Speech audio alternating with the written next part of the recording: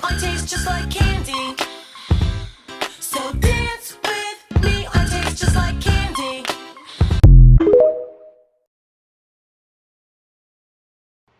So this one's pretty accurate. I'm not gonna lie. Like that actually kind of made sense. But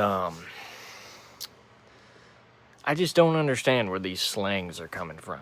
And people, they look like that the closer you get to Portland and maybe some places on the coast. But when I was in California, I found that people actually talked very similar to the way I do. And everybody used a geek bar just like Oregon, you know.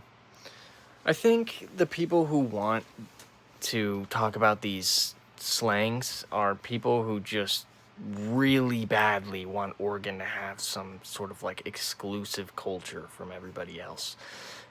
I mean, you know, I know a pretty good few average people in Oregon, and Oregon people like nature and they like walks, and you know, they like peace.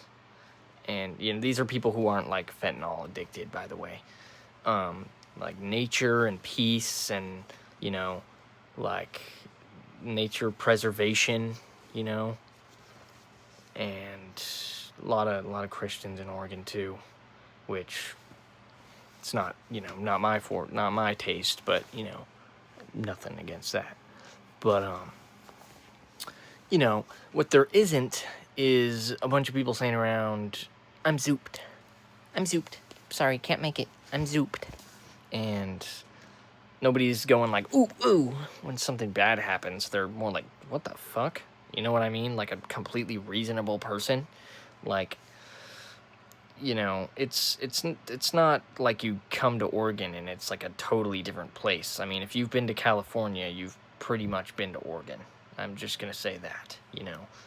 Except for, it's less about the beach and more about the forests and the mountains, you know? Like, Oregon people like snowboarding and skiing and hiking, you know, and traveling and nature, you know, who are not fentanyl addicted, by the way, is what I mean.